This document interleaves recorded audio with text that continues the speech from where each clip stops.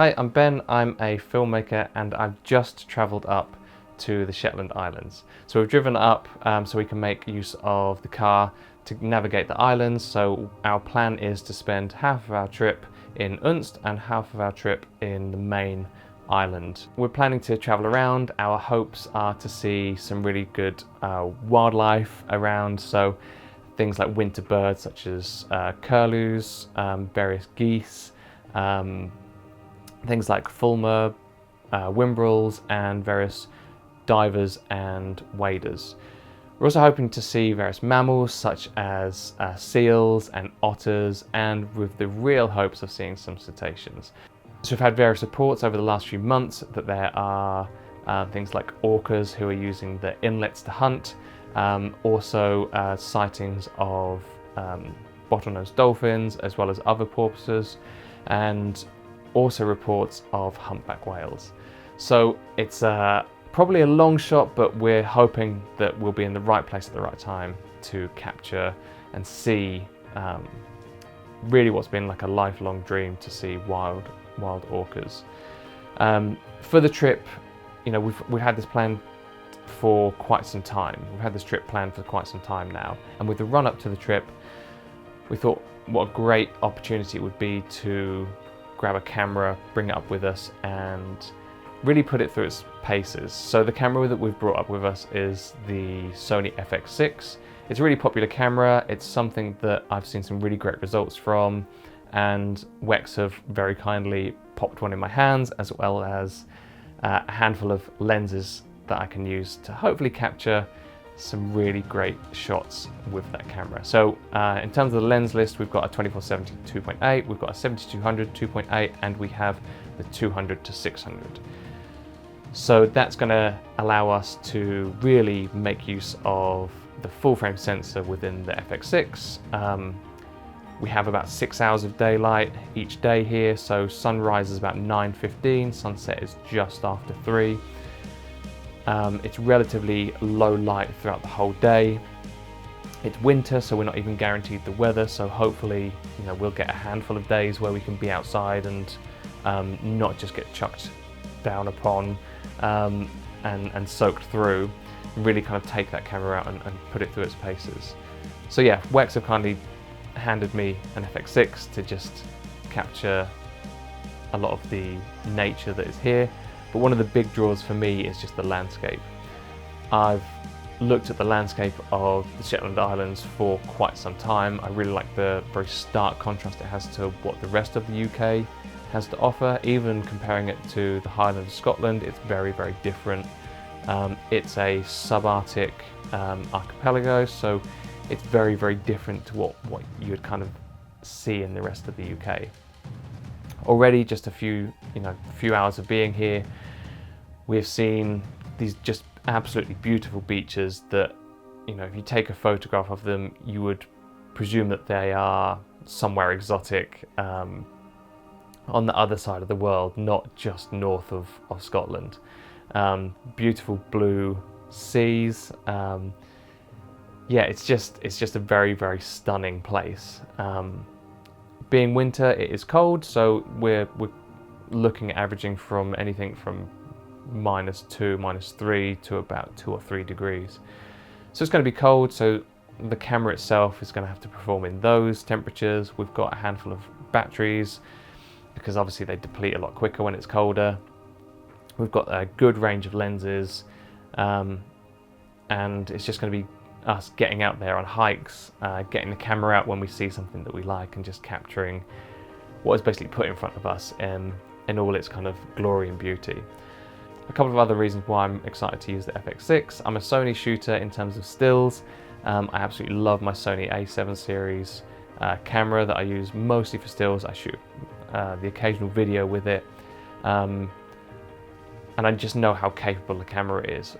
So it's a really good camera to bring here. It's a very versatile camera. I've seen it used by lots of people for lots of different reasons. And one of the other things that we are really excited about is this time of year, it should be cold, it should be still, and we should get some shots of northern lights. So I'm going to see if the camera is capable of shooting and capturing northern lights. fingers crossed we'll be able to do that, but we'll definitely at least be doing that with my Sony A7 series camera. We hope to shoot some shots of the Northern Lights up here, which will be my first opportunity to actually see the Northern Lights. So we're going to spend the next few days just going around the islands, capturing what we can, and yeah, so the next lot of footage you're going to see is everything we've captured from our trip.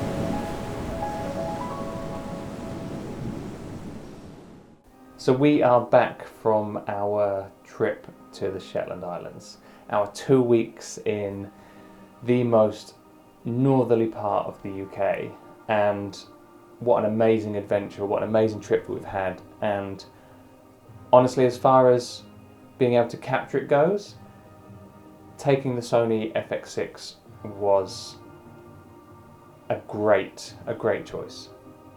I've shot on many other cameras, all very capable cameras that would have helped me to produce the type of imagery I was able to capture, but not in the way that I was able to capture it. So the camera itself is sturdy, lightweight. You can rig it down to a very small form factor. And in fact, most of the time I did take the side handle off for a lot of my shots because I wanted to travel around just using a backpack. I didn't want to take anything larger than that. The backpack I had wasn't huge, but I could fit in the camera body, the side handle separately just in case I wanted to use it for ergonomics, as well as the 2470 and the 7200 with the 200-600 in a separate bag. Luckily there are two of us, so kind of carrying that wasn't too much. But the camera performed brilliantly, as you can see by the footage that we've just watched. It graded up really lovely. As soon as I was back, one of the first things I did was to load it onto my system and just start looking at how well the footage stands up to being pushed and pulled in DaVinci Resolve. And it stood up really well, and there wasn't a single shot, even some that were under or overexposed, that I felt fell apart when I was getting them to look right.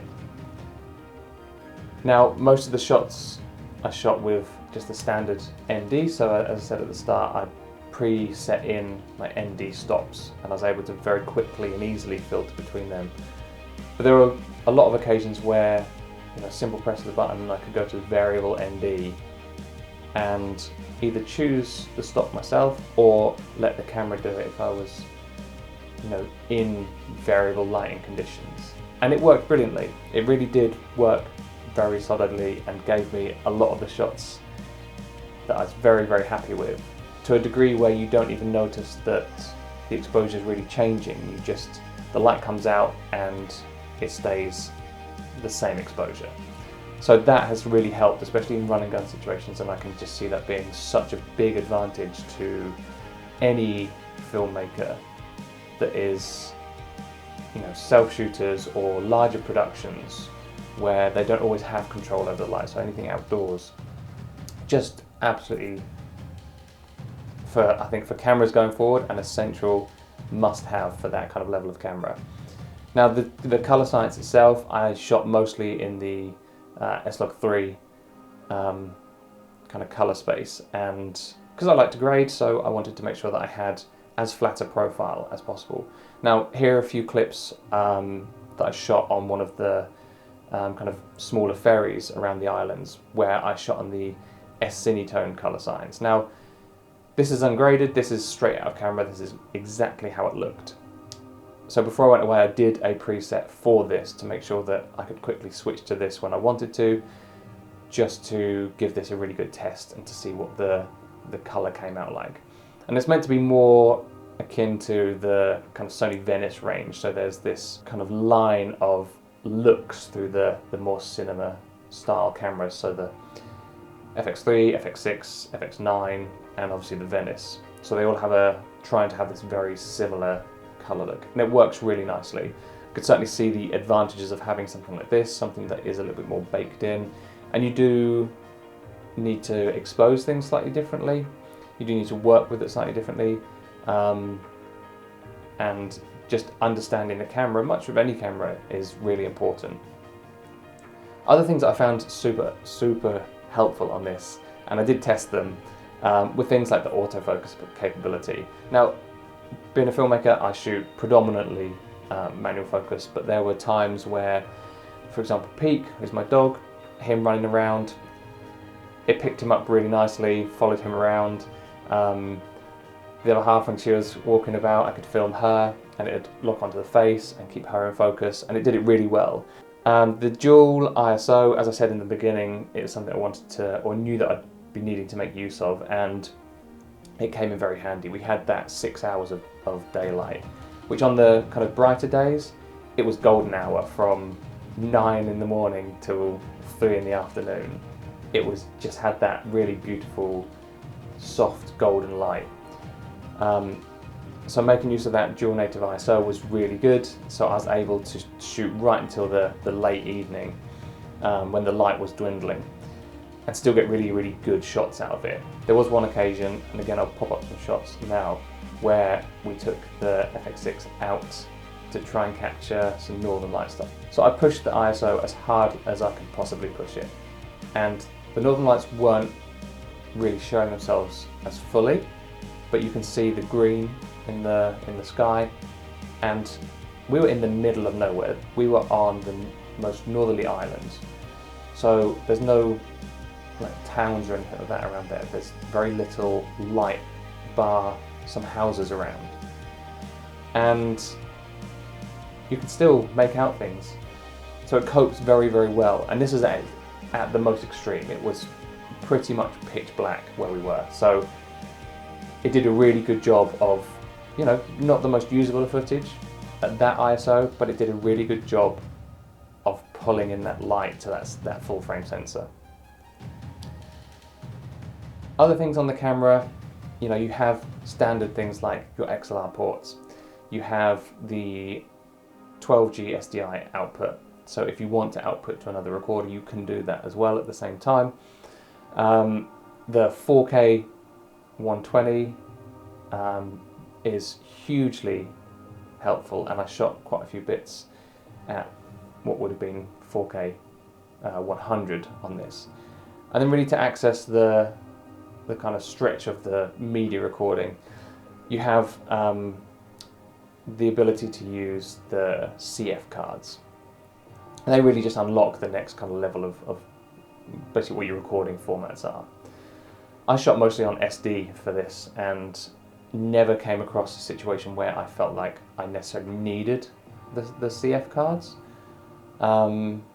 but then I may have just been working within the parameters that the SD cards allowed me to work in, but I found that absolutely fine for this. If this was a regular camera that I was using, then certainly an investment into the CF cards would be on my top priority of things to pick up. Just to, you know, the speed, the security of CF cards as well. They are a bit better built with, you know, without having the contacts as easy to be damaged as something like SD cards. All in all, the camera performed brilliantly, and it's a camera that I would definitely have as my day-to-day. My only issue I came across with using it is just how overwhelming your first experience with that camera is. So there's a lot to take in.